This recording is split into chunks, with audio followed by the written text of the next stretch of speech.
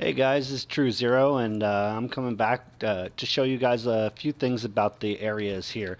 I'm currently in Koltyr, I think that's how it's pronounced, and this is pretty much the beginning area for PlanetSide 2. Those of you who are familiar with the PC version of PlanetSide 2 will have a better understanding of these areas, but I really wanted to get this more for the new people who are starting to get into the beta on the PS4 and get them kind of acclimated to what kind of areas there are. Now, if you look here on the map, once the map loads up for me, you start off in an area that's pretty much protected. You can't really, nobody really attacks this area. And as you go out, you'll see the different areas that each faction will have their starting area.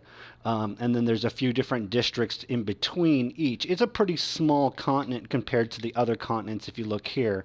And I'll be doing videos on each continent and kind of showing you the terrain and the layout of each one.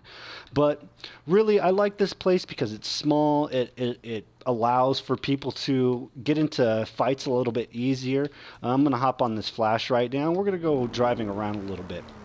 Um, the one cool thing I like about this game so far on the PS4 is that it's pretty much running at the best graphical settings that I can imagine it being run at.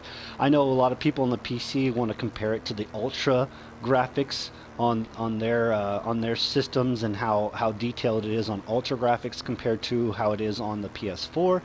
I've run it on Ultra on the PC, and I think that the graphics are pretty much on par, considering frame rate and things of that nature. Now, if you notice, Koltyr is kind of like this open, has some trees and rocky areas. I really like that they put in different types of outposts. You'll see this outpost right here. This is one of the beginning places that are right next to the Vanu area. Um, but I really like the way they did it. You can see the flora right here. It's pretty good. It's not too bad. It renders pretty well as you make your way through the levels and the areas. Mind my driving. I am not the best Flash driver there is. Um, I really like this area because it kind of shows how good the rest of the areas will and can be. The water seems a little bit on the iffy side. If we can find some watered areas, I'll show you guys. But each area leads into other areas. There are roads. If you can see on the little mini map on the bottom left, you can watch the roads. Hopefully, I don't get killed running through these areas. There are borders to this island. So if you actually go to the border area, it'll give you a timeout, and if you stay outside of the border for too long, it'll kill your character. Um, but this is a nice little quaint area. Most of it is what you're seeing right now. A lot of mountainy areas over there. You can fly across this within a few seconds. I do like to use the flash a little bit because it's more of a solo vehicle and it's easier to get around things, and it doesn't flip over. It always kind of stays on its four wheels, kind of like a cat. It always lands on its feet. But I'm going to try to push it over to an out of bounds area so you can see what out of bounds looks like. Um, like I said, if you look at the render quality at this point, like when you're flying over these areas, you can see the distance that it starts to stop rendering the map, and you have to load each area kind of as you go. But it's so far that it really doesn't make a huge difference. You can really see pretty much everything that's going on within a really long radius of where you are.